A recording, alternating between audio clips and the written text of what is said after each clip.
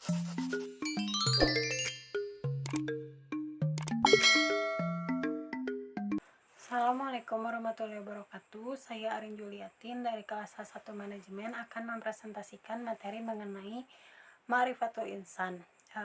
Sebagai mukadimah dari Ma'rifatul Insan, manusia harus mengetahui bahwa keberadaannya itu sudah kudrat dan iradat dari Allah Subhanahu wa taala.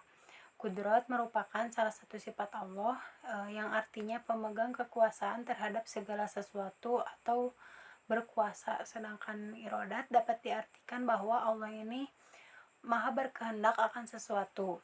Manusia terbuat dari cangkang dan isi, di mana cangkang manusia berupa fisik atau jasad yang berasal dari tanah berdasarkan Quran Surat Al-Hijr ayat 26, sedangkan isi manusia yaitu ruh berdasarkan Quran Surat Al-Hijr ayat 29. Pembahasan selanjutnya yaitu mengenai tarif al-insan atau biasa dikenal dengan pengenalan manusia.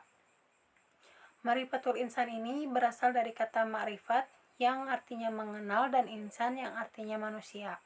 Secara istilah, ma'rifatul insan ini merupakan proses mengenali dan memahami penciptaan manusia oleh Allah Subhanahu wa taala, yang mana manusia juga merupakan makhluk yang sempurna di antara makhluk yang lainnya. Sehingga ketika seseorang sudah memahami dan mengenali dirinya sendiri, siapa, dari mana, dan untuk apa kita diciptakan, maka akan membuahkan hasil berupa ketaatan dalam menjalankan amanahnya sebagai manusia. Adapun balasan bagi orang-orang yang beriman, yaitu akan diberikannya pahala atas kebaikan yang telah mereka lakukan berdasarkan Quran Surat An-Nahl ayat 97. Sedangkan balasan bagi orang-orang yang tidak mau beriman, yaitu akan ditimpakannya azab yang keras serta seburuk-buruknya tempat, yaitu kekal di dalam neraka berdasarkan Quran Surat Al-Fusilat ayat 27-28. Pembahasan selanjutnya yaitu mengenai hakikatul insan atau biasa dikenal dengan hakikat manusia. Manusia ini harus memahami bahwa hakikat dari diri dan kehidupannya di dunia ini sebagai manusia adalah hal yang penting agar manusia tersebut dapat bertindak adil terhadap diri maupun makhluk yang lainnya. Pada dasarnya, hakikat manusia yang pertama adalah sebagai makhluk, yaitu berada dalam fitrah, lemah, bodoh, dan fakir. Hakikat yang kedua yaitu adalah untuk dimuliakan dengan ditiupkannya ruh, memiliki keistimewaan, dan ditundukkannya alam kepadanya. Serta hakikat yang ketiga yaitu sebagai mukallaf untuk beribadah atau sebagai khalifah. Dan yang terakhir yaitu manusia bebas memilih, dan hakikat manusia ini adalah mendapatkan balasan terhadap apa yang dilakukannya di dunia, serta akan mendapatkan balasan di akhirat yaitu surga atau neraka. Orang yang beriman ini akan memahami semua perintah Allah, sebaliknya orang yang kafir ini akan menolak semua syariat Islam. Pembahasan selanjutnya yaitu mengenai taqatul insan atau potensi manusia. Taqatul insan ini dapat diartikan bahwa suatu hal yang memungkinkan seseorang dapat mengembangkan kekuatan, kesanggupan, atau daya dari dirinya sendiri. Menurut sudut pandang Islam, potensi manusia ini merupakan anugerah yang Allah berikan karena Allah menciptakan manusia dengan bentuk yang sempurna dengan kemampuan sebagai bekal di dunia. Potensi manusia ini meliputi potensi jasmani atau fisik, rohani atau spiritual, dan potensi akal yaitu min. Contoh potensi manusia yaitu potensi pendengaran, potensi penglihatan, dan potensi hati. Ketiga potensi ini akan memberikan manusia kemampuan untuk menentukan jalan hidupnya sendiri di dunia. Oleh karena itu, Allah memberikan al-mas'uliyah atau tanggung jawab yang bertujuan untuk sadar diri manusia terhadap semua tingkah laku dan perbuatan yang disengaja maupun tidak disengaja di dunia.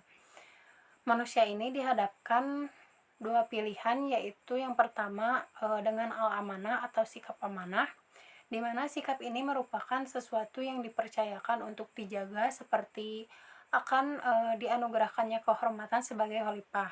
Dan yang kedua yaitu al-khianat, di mana Allah akan mengajak mereka yang memilih sikap khianat karena tidak mau menggunakan atau mengembangkan potensinya untuk beribadah, dan mereka yang khianat ini diumpamakan sebagai kal an'am bagaikan binatang ternak, kal kolbi bagaikan anjing, kal kirdi seperti monyet, dan yang lainnya.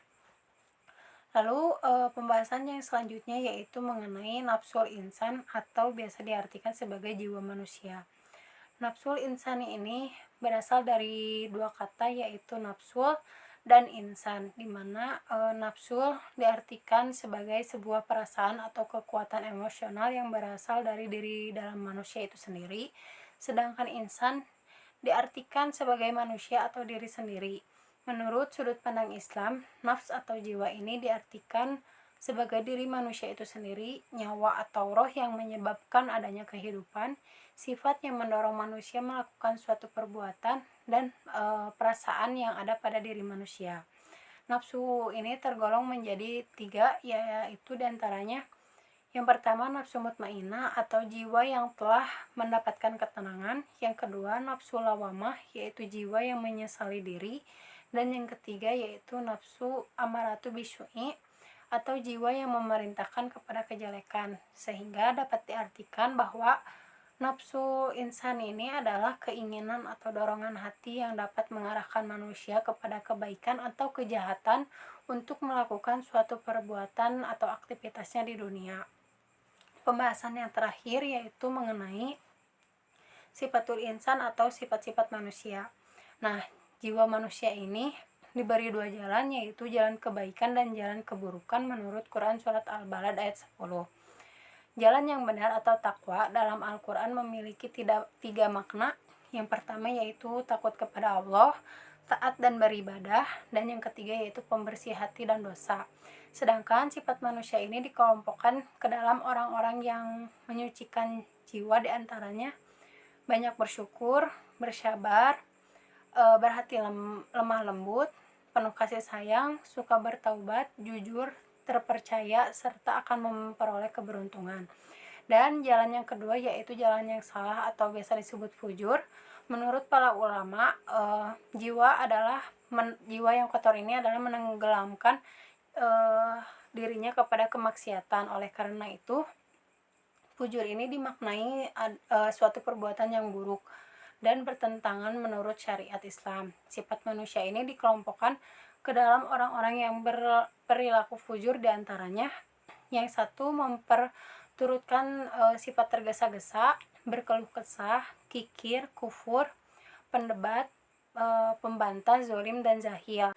Dapat disimpulkan bahwa kita ada melalui berbagai proses, diantaranya proses langsung azali dan proses tidak langsung atau biasa disebut dengan alami. Manusia yang melalui proses azali diantaranya yaitu Nabi Adam, Siti Hawa, Nabi Isa, dan yang lainnya. Sedangkan manusia digolongkan ke dalam manusia yang alami karena ada melalui beberapa tahapan perkembangan sesuai dengan Quran Surat Al-Mu'minun ayat 12-16.